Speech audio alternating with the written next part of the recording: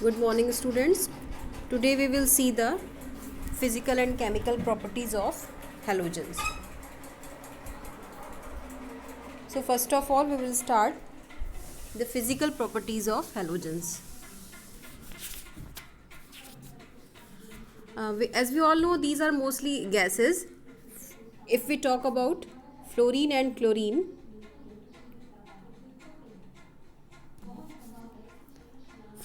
chlorine, these are gases, and bromine is liquid, while iodine is solid. कई बार बच्चों competitions में यही question पूछ दिया जाता है. इट इज़ वेरी इंपॉर्टेंट, आज ही इसको याद कर लीजिए. These are gases, bromine is liquid and iodine is solid. Iodine बोलते ही हमारे दिमाग में लिक्विड आता है, बट आयोडीन इज सॉलिड. ठीक है, चलिए मेल्टिंग और बॉइलिंग पॉइंट की बात करें तो melting and boiling point increases with atomic number. वैसे भी आप देख रहे हो सॉलिड की तरफ हम बढ़ रहे हैं तो मेल्टिंग और बॉइलिंग पॉइंट बढ़ेगा. ठीक है, all halogens are coloured, they are coloured. ठीक है, और ये जब किसी के साथ सॉल्ट भी बनाते हैं तो भी वो मोस्टली कलर्ड ही होता है. ठीक है, हाँ, और अगर हम इनका कलर देखें तो fluorine is yellow in colour. ठीक है, chlorine greenish yellow, bromine red होता है लगभग, और आयोडीन तो सभी जानते हैं वॉयलेट. ठीक है, सॉरी वॉयलेट की स्पेलिंग यहाँ गलत हो गई, इट शुड बी VIO. ठीक है, अब ये इनके कलर की बात हो गई. अब देखते हैं इनकी सॉलिबिलिटी. सारे के सारे जो है वो वाटर में सॉलिबल है. ठीक है, I am sorry, fluorine and chlorine react with water. Fluorine और क्लोरीन जो है वाटर से रिएक्ट कर लेता है. ब्रोमीन और आयोडीन जो है वो सॉलिबल है इन वाटर. ठीक है, लेकिन ये सारे के सारे ऑर्गेनिक सॉल्वेंट्स में सॉलिबल हैं, जैसे chloroform, carbon tetrachloride, carbon disulphide या हाइड्रोकार्बन्स में ये सॉलिबल है इजीली. ठीक है, चलिए अब बात करते हैं इनके बॉन्ड डिसोसिएशन एंथैल्पी की.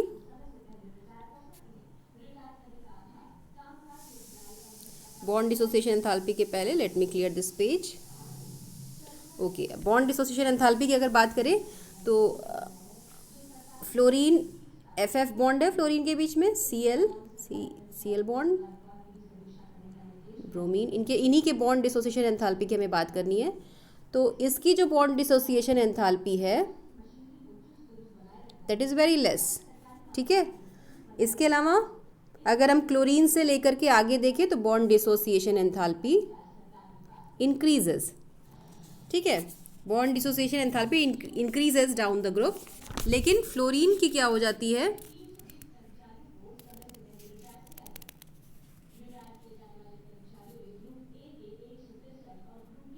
Excuse me, there is some mistake I think.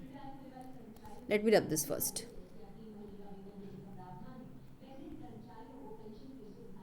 Yeah, now I should write again.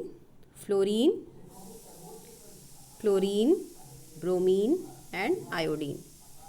ठीक है, अब हम लोग बात कर रहे हैं बॉन्ड डिसोसिएशन एंथैल्पी की. फ्लोरीन का हम जानते हैं स्मॉल साइज है, और फ्लोरीन हमेशा एबनॉर्मल बिहेवियर शो करेगा because it is the first element of the group and it is smaller in size, higher in electronegativity. ठीक है, तो ये एबनॉर्मल तो शो ही करेगा. ठीक है, तो इसकी जो बॉन्ड डिसोसिएशन एंथैल्पी है ये कम हो जाती है. ठीक है, इसकी बॉन्ड डिसोसिएशन एंथैल्पी कम है. क्यों कम है? Because of electron repulsion. Size छोटा है, इलेक्ट्रॉन 7 है वैलेंस शेल में, तो क्या होगा, इलेक्ट्रॉन रिपल्शन होगा, जिसकी वजह से बॉन्ड डिसोसिएशन एंथैल्पी कम हो जाएगी. ठीक है, अदरवाइज इसकी मैक्सिमम होनी चाहिए क्योंकि bond dissociation enthalpy decreases down the group. ठीक है, शायद अर्लियर मैंने इंक्रीजेज बोल दिया, मुझे याद नहीं. Bond dissociation enthalpy decreases down the group. ठीक है, इट इज़ डिक्रीजिंग. तो सबसे ज़्यादा यानी अगर हम पूरे हेलोजेंस में बॉन्ड डिसोसिएशन एंथैल्पी देखें तो किसकी होगी, फ्लोरीन की तो नहीं होगी क्योंकि फ्लोरीन की कम हो जा रही है बिकॉज ऑफ इलेक्ट्रॉन रिपल्शन. तो सबसे ज़्यादा किसकी हो जाएगी, क्लोरीन की हो जाएगी, then bromine, and then last one is iodine. ठीक है, आप अगर चार्ट में बॉन्ड डिसोसिएशन एंथैल्पी का वो भी देखोगे, चार्ट भी देखोगे, तो इसकी लगभग 158 होती है, इसकी 242 और इसकी 192 and the last one having 151। ठीक है, तो सबसे कम बॉन्ड डिसोसिएशन एंथैल्पी पूरे ग्रुप में किसकी है? आयोडीन की।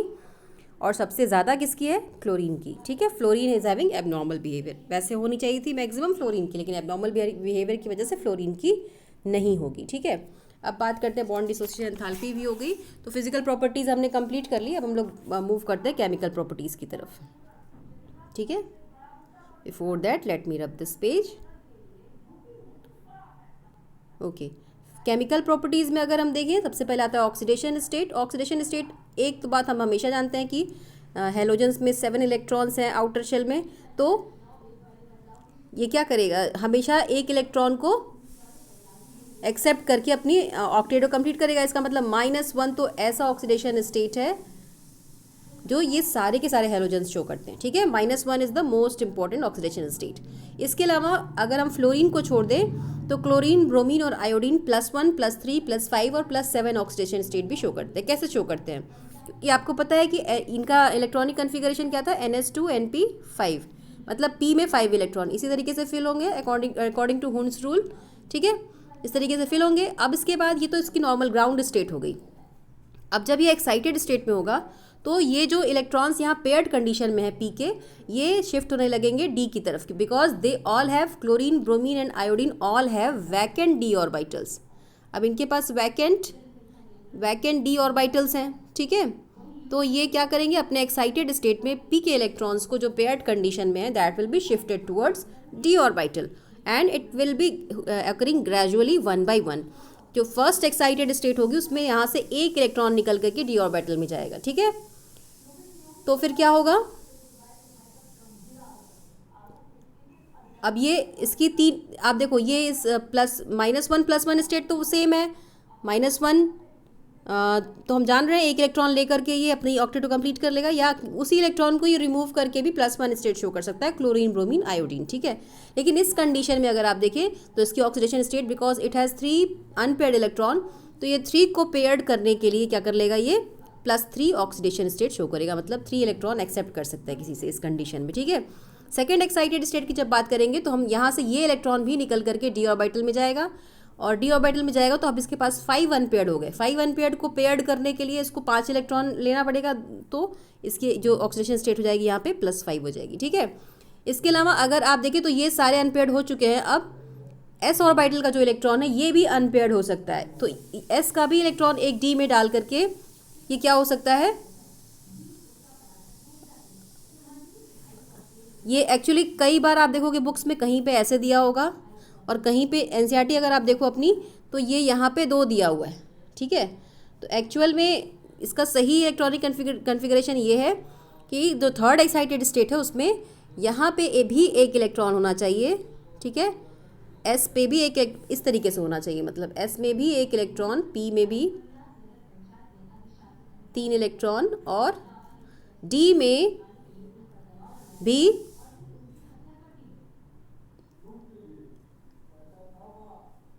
हो जाएंगे 4 इलेक्ट्रॉन, क्योंकि 2 तो ऑलरेडी थे सेकेंड एक्साइटेड स्टेट में। ठीक है, नहीं सॉरी, 2 सेकेंड एक्साइटेड स्टेट में, थर्ड एक्साइटेड स्टेट में ये एस वाला यहाँ से इधर चला आएगा और ये हो जाएगा 3 इलेक्ट्रॉन। ठीक है, थोड़ा मुझे साफ साफ लिखने दीजिए, मुझे लग रहा है ये कन्फ्यूजन होगा आपको। Let me right this clearly.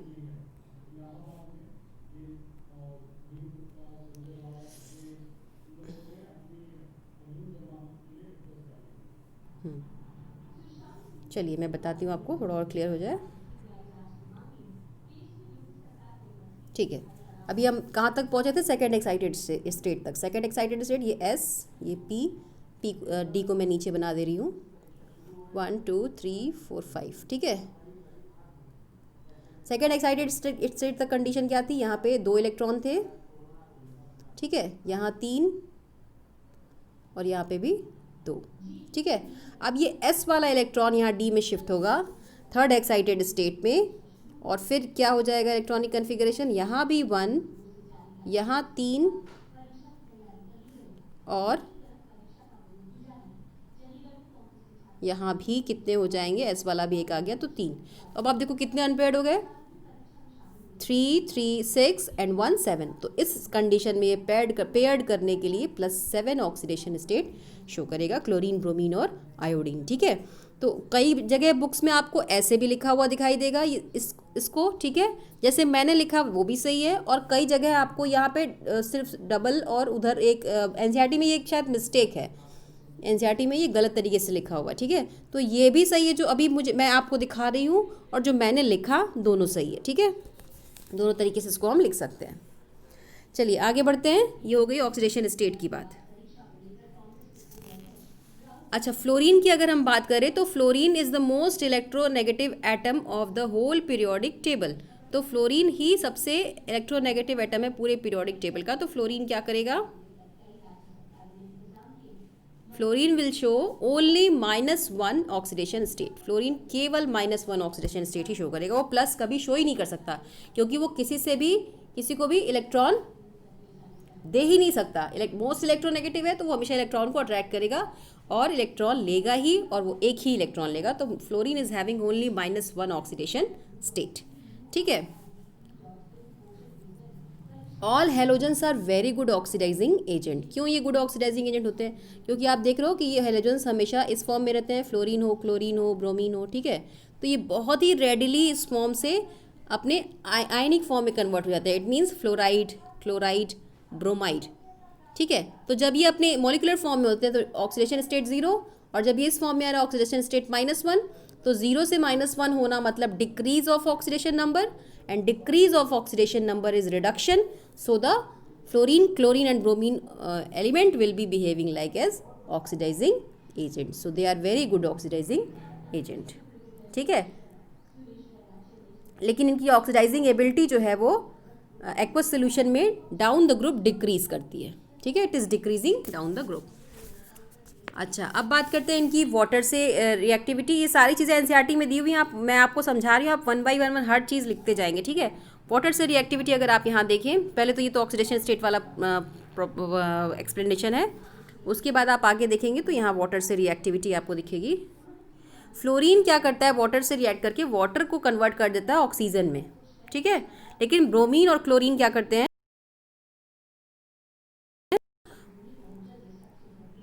Water से रिएक्ट करके हाइपोहेलस एसिड बनाते हैं। हाइपोहेलस एसिड किसको बोलते हैं, HOX को हाइपोहेलस एसिड। अगर वो क्लोरीन है तो हो जाएगा HOCl मतलब हाइपोक्लोरस एसिड। अगर वो ब्रोमीन है तो हो जाएगा HOBr मतलब हाइपोब्रोमस एसिड। ठीक है, सॉरी ये गड़बड़ हो गया, HOBr हाइपोब्रोमस एसिड। तो फ्लोरीन तो ऑक्सीजन में कन्वर्ट कर देता है वाटर को, और ब्रोमीन और क्लोरीन हाइपोहेलस एसिड बनाते हैं। लेकिन आयोडीन क्या करता है, आयोडीन वाटर को वाटर ही रहने देता है। आयोडीन का रिएक्शन स्पॉन्टेनियस नहीं होता, वो नॉन स्पॉन्टेनियस रिएक्शन होता है। ठीक है, तो आयोडीन का रिएक्शन डिफरेंट तरीके से होता है, ये यहाँ पे आपको दिया हुआ है। आयोडीन में क्या होता है कि आयोडाइड आयन रिएक्ट करता है H आयन और ऑक्सीजन से, तो ये आयोडीन में कन्वर्ट हो जाता है। एक्चुअली ये जस्ट अपोजिट हो गया अभी तक जो हो रहा था, मतलब यहाँ -1 से ये क्या हो गया 0, -1 से 0 मतलब increase in oxidation number. Increase in oxidation number मतलब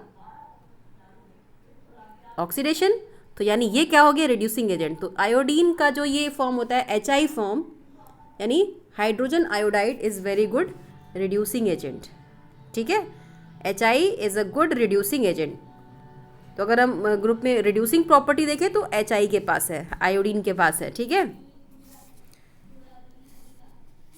फ्लोरीन, क्लोरीन, ब्रोमीन तो ऑक्सीडाइजिंग एजेंट है, लेकिन आयोडीन क्या है, iodine is a reducing agent, क्योंकि आयोडीन क्या करता है, आयोडाइड फॉर्म से आयोडीन में कन्वर्ट होता है।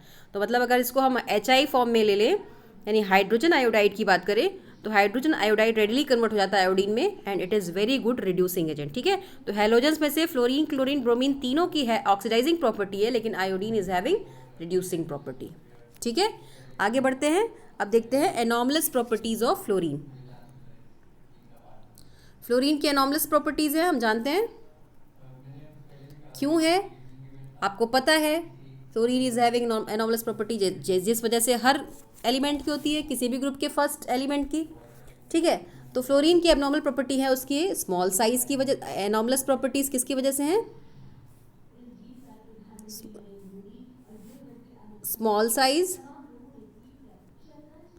ठीक है, हाई इलेक्ट्रोनेगेटिविटी, एक्स से दिखाते हैं इसको हम। तीसरी चीज़ वैकेंट डी ऑर्बिटल है ही नहीं, तो absence of vacant d orbital लिखेंगे, absence of vacant d orbital नहीं है, ठीक है। और क्या है रीज़न, इसकी बॉन्ड डिसोसिएशन एंथैल्पी की हमने बात की अभी, फ्लोरीन और फ्लोरीन का जो बॉन्ड डिसोसिएशन एंथैल्पी है that is low because of inter electronic repulsion, ठीक है, electron electron repulsion, so low bond dissociation enthalpy, ठीक है। और क्या रह गया, हाँ ये these are the reasons for abnormal property of fluorine, ठीक है। एबनॉर्मल प्रॉपर्टीज़ क्या क्या होंगी, इसका आयोनाइजेशन एंथैल्पी हाई होगा, इलेक्ट्रोनेगेटिविटी लो है, ठीक है। और अगर हम इसको अभी आगे हम देखेंगे जब ये रिएक्शंस करेगा अदर एलिमेंट से, तो वहाँ भी इसकी एबनॉर्मल प्रॉपर्टीज़ होंगी, ठीक है। तो पहले देखते हैं रिएक्शन टुवर्ड्स हाइड्रोजन, सबसे पहले इसका रिएक्शन देखते हैं हाइड्रोजन से, ठीक है। एनॉमलस प्रॉपर्टी हो गई। अब इसका ये इन्हीं पॉइंट्स में दिया हुआ है जो मैंने लिखा अभी, आप यहाँ से देख के लिख लेंगे। चलिए अब इसकी रिएक्टिविटी देखते हैं, रिएक्टिविटी टुवर्ड्स हाइड्रोजन, हाइड्रोजन से जब सारे ही रिएक्ट करेंगे दे विल फॉर्म हेलाइड्स, ठीक है, जैसे HF, HCl, HBr and HI, these are the halides of halogens, ठीक है। अब इनकी हम प्रॉपर्टीज देखें, अगर इनकी एफिनिटी देखें हाइड्रोजन के लिए, तो सबसे ज़्यादा एफिनिटी हाइड्रोजन के लिए HF की ही है, ठीक है। Affinity towards hydrogen decreases down the group, ठीक है। दूसरी चीज़, अब ये दीज आर ऑल एसिड्स, हमको पता है ये मिनरल एसिड्स हैं, तो इसको हम इसकी एसिडिक स्ट्रेंथ देखेंगे। एसिडिक स्ट्रेंथ बहुत इंपॉर्टेंट है बच्चों, हर कंपटीशन में पूछा जाता है इनका एसिडिक स्ट्रेंथ, और ज़्यादातर लोग उल्टा लिख के आते हैं। एसिडिक स्ट्रेंथ सबसे ज़्यादा HI की है, HI is the strongest acid amongst the halides of halogen, ठीक है। तो HI सबसे स्ट्रॉन्ग एसिड है, फिर HBr, then HCl and the last one is HF। HF is the weakest acid in the whole halides of halogens, ठीक है। तो ये मिनरल एसिड्स में अगर चारों को कंपेयर करें तो सबसे वीक एसिड होगा HF, सबसे स्ट्रॉन्ग एसिड होगा HI, इस बात को याद रखिएगा, ठीक है। अगर इसकी स्टेबिलिटी का ऑर्डर पूछा जाए, अब ये स्ट्रॉन्ग एसिड है तो तुरंत ये H देगा, कन्वर्ट हो जाएगा I- में, ठीक है, ये I2 में कन्वर्ट हो जाएगा, ठीक है। तो I- में तो ये है ही, I2 में कन्वर्ट हो जाएगा, H देगा, तो यानी इसका मतलब कि ये स्ट्रॉन्गर एसिड है तो ये सबसे कम स्टेबल होगा। तो अगर हम स्टेबिलिटी का ऑर्डर पूछें तो ये जस्ट अपोजिट हो जाएगा, ठीक है। HI will be the least stable and most acidic, ठीक है। और अगर बॉन्ड डिसोसिएशन एंथैल्पी की बात करें तो बॉन्ड डिसोसिएशन एंथैल्पी का स्ट्रेंथ का ऑर्डर भी वही होगा जो स्टेबिलिटी का ऑर्डर होगा, मतलब HF की बॉन्ड डिसोसिएशन एंथैल्पी सबसे हाई होगी और HI की बॉन्ड डिसोसिएशन एंथैल्पी सबसे कम होगी, इसलिए HI तुरंत टूट करके H दे देगा, और H दे देगा इसलिए इसकी एसिडिक स्ट्रेंथ बहुत ज़्यादा होगी, ठीक है। अब इनकी हम मेल्टिंग पॉइंट और बॉइलिंग पॉइंट की भी बात करें तो जिसकी स्टेबिलिटी ज़्यादा होगी उसका मेल्टिंग पॉइंट बॉइलिंग पॉइंट ज़्यादा होना चाहिए ना, लेकिन वहाँ भी एबनॉर्मल बिहेवियर है, ठीक है। आप देखोगे अभी मैंने कहा कि HF की स्टेबिलिटी ज़्यादा है, ठीक है, लेकिन फिर भी HF का मेल्टिंग पॉइंट कम है लेकिन बॉइलिंग पॉइंट हाई है, ठीक है। तो आप यहाँ चार्ट से मेल्टिंग पॉइंट और बॉइलिंग पॉइंट का भी ऑर्डर देख सकते हो, कई बार मेल्टिंग पॉइंट और बॉइलिंग पॉइंट का भी ऑर्डर पूछा जाता है, तो आप यहाँ चार्ट से देख करके दोनों का ऑर्डर लिख लेंगे, ठीक है। एबनॉर्मल है ये, थोड़ा नॉर्मल नहीं है। चलिए अब मूव करते हैं रिएक्टिविटी टुवर्ड्स ऑक्सीजन। ऑक्सीजन से रिएक्ट करेंगे तो ये क्या बनाएंगे, ऑक्सो एसिड्स बनाएंगे, they will form oxo acids, ठीक है। ऑक्सो एसिड्स किसको बोलते हैं, मतलब ऑक्सीजन के साथ नहीं, अभी ऑक्सो एसिड्स की बात बाद में करेंगे, अभी ऑक्सीजन के साथ ये बनाएंगे ऑक्साइड्स, ठीक है। ऑक्साइड्स में आप जानते हो कि ऑक्सीजन और फ्लोरीन जब साथ आते हैं, ये बात मैंने कई बार की है क्लास 11 से लेकर अब तक, ऑक्सीजन और क्लोरीन जब साथ आते हैं तो ऑक्सीजन और फ्लोरीन जब साथ आते हैं तो fluorine is the most electronegative element, तो यहाँ पे भी ये इलेक्ट्रोनेगेटिव बिहेवियर शो करता है, और यहाँ ऑक्सीजन को इलेक्ट्रोपॉजिटिव कैरेक्टर शो करना पड़ता है। अदरवाइज ऑक्सीजन भी कहीं इलेक्ट्रोपॉजिटिव कैरेक्टर शो नहीं करता, लेकिन जब ये एफ के साथ होता है तब वहाँ उसको कॉम्प्रोमाइज़ करना पड़ता है, क्योंकि F is the most electronegative element in the whole periodic table, while oxygen is the second most electronegative element in the periodic table, ठीक है। तो ऑक्सीजन फ्लोरीन क्या बनाएगा ऑक्सीजन के साथ, OF2 भी बनाता है, हम लोग जानते हैं, और O2F2 भी बनाता है। एक में +1 ऑक्सीडेशन स्टेट होती है ऑक्सीजन की और एक में +2, ठीक है। अब बात करते हैं क्लोरीन की। क्लोरीन कौन से ऑक्साइड्स बनाएगा, इसको हम लोग चैप्टर में ही देखते हैं। क्लोरीन के ऑक्साइड्स आपको दिख रहे होंगे यहाँ, ये क्लोरीन के ऑक्साइड्स हो गए, Cl2O, ClO2, Cl2O6, Cl2O7, ये सारे ऑक्साइड्स जो है ये सारे ऑक्सीडाइजिंग एजेंट हैं, they all are very good oxidising agent, ठीक है।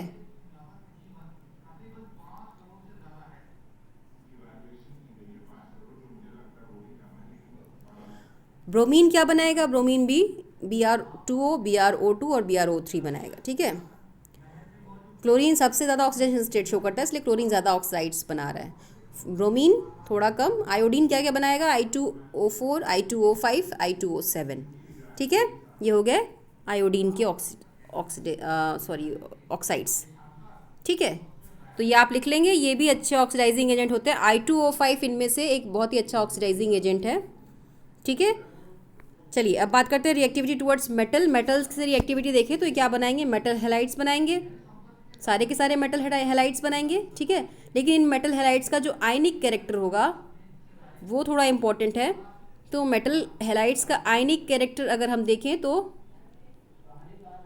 सबसे ज़्यादा आयनिक कैरेक्टर किसमें होगा, जहाँ मेटल फ्लोरीन के साथ हैलाइड बनाएगा। लेट मी रब दिस और चेंज दिस पेज।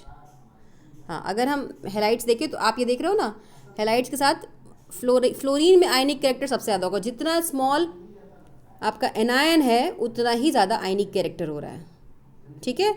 एनायन यहाँ फ्लोराइड, क्लोराइड, ब्रोमाइड, आयोडाइड है, तो फ्लोराइड का आयनिक साइज सबसे छोटा होगा, साइज छोटा, तो वहाँ आयनिक कैरेक्टर ज़्यादा। फजान रूल यहाँ यूज़ हो रहा है। फजान रूल में एनायन जो है वो क्या होना चाहिए, बड़ा होना चाहिए। तो अभी एनायन छोटा है तो यहाँ आयनिक कैरेक्टर जिसका छोटा होगा वहाँ आयनिक कैरेक्टर बढ़ जाएगा, ठीक है। और Fajans rule is for covalent character, मतलब एनायन जितना बड़ा होगा वहाँ कोवेलेंट कैरेक्टर उतना ज़्यादा होगा। तो एनायन अभी छोटा हो गया तो कोवेलेंट कैरेक्टर क्या हो जाएगा, एनायन छोटा हो गया तो कोवेलेंट कैरेक्टर कम हो जाएगा, कोवेलेंट कैरेक्टर कम, इसका मतलब आयनिक कैरेक्टर ज़्यादा। तो आयनिक कैरेक्टर यहाँ डिक्रीज़ करेगा। फजान रूल आप 11 से रिवाइज करेंगे तो आपको ये और अच्छे से समझ में आ जाएगा, ठीक है। और अगर हम हैलोजेंस का लोअर और हायर ऑक्सीडेशन स्टेट देखें मेटल्स के साथ, तो जब ये हायर ऑक्सीडेशन स्टेट में होते हैं तो ये ज़्यादा कोवेलेंट होते हैं। मतलब हायर ऑक्सीडेशन स्टेट में देखिए यहाँ 10+4 ऑक्सीडेशन स्टेट में, यहाँ +2 ऑक्सीडेशन स्टेट में SnCl2 और SnCl4 में देखें तो SnCl4 is more covalent then SnCl2, ठीक है। ये हो गया। अब लास्ट टॉपिक है इसमें केमिकल प्रॉपर्टीज़ में रिएक्टिविटी टुवर्ड्स हैलोजन। हैलोजन से ही रिएक्ट करके कंपाउंड बनाते हैं इंटर हैलोजन, ठीक है। जैसे आपने देखा होगा ICl, IBr, ठीक है, BrCl, ये सारे इंटर हैलोजन कंपाउंड बनाते हैं जिसमें कि हैलोजन से ही रिएक्ट करता है। तो ये XX टाइप भी बन सकता है, XX-3 टाइप भी बन सकता है, XX-5 टाइप भी बन सकता है। हम इनकी ऑक्सीजन स्टेट क्या क्या है, +1, +3, +5, +7। तो X यहाँ पे 1 हो गई, यहाँ पे 3 हो गई, यहाँ पे ये XX-5 भी हो सकती है और XX-7 भी हो सकता है, ठीक है। तो इनको बोलते हैं इंटर हैलोजन कंपाउंड्स। लेकिन इंटर हैलोजन कंपाउंड्स में हमेशा ये जो आगे वाला हैलोजन होता है ये हमेशा लार्जर होता है, बड़ा हैलोजन हमेशा आगे रखा रहता है जिसका साइज़ बड़ा होता है, और जो छोटा हैलोजन होता है उसका जिसका साइज़ छोटा होता है उसको हमेशा पीछे रखा रहता है, ठीक है। तो ये इंटर हैलोजन अगर अलग से भी डिस्कस करेंगे हम आगे, ठीक है। यहाँ तक आप लिख लेंगे। उसके बाद हमें 2 कंपाउंड्स पढ़ने हैं, क्लोरीन और हाइड्रोजन क्लोराइड। ये मैं आपको होमवर्क दे रही हूँ। क्लोरीन और हाइड्रोजन क्लोराइड आप कंप्लीट कर लेंगे। इसमें कुछ नहीं करना है आपको, वही प्रिपरेशन, प्रॉपर्टी और यूजेस होंगी, वो आप अपने से पढ़ के उसको लिख लेंगे। अभी तक आप इतने एक्सपर्ट हो चुके हैं, क्योंकि बच्चों बहुत टाइम लग रहा है, चैप्टर जल्दी से कंप्लीट करना है, ठीक है। तो आप हाइड्रोजन क्लोराइड तक कंप्लीट कर लेंगे। उसके बाद tomorrow I will discuss oxo acids of halogen, ठीक है। तो यहाँ तक आप कंप्लीट करके मुझे दिखाएंगे। आई होप क्लास थोड़ी लंबी हुई, लेकिन आप पूरा इसको सुनेंगे और उसके बाद होमवर्क भी कंप्लीट करके मुझे दिखाएंगे। कल नहीं होता कोई बात नहीं, परसों तक आप दिखा दीजिए आराम से, ठीक है। उसके बाद परसों के बाद आपको एक दिन का गैप भी मिलेगा, तो आप आराम से इसको कर लीजिए, लेकिन यहाँ तक कर लीजिए। कल हम लोग oxo acids of halogen discuss करेंगे। Thank you very much.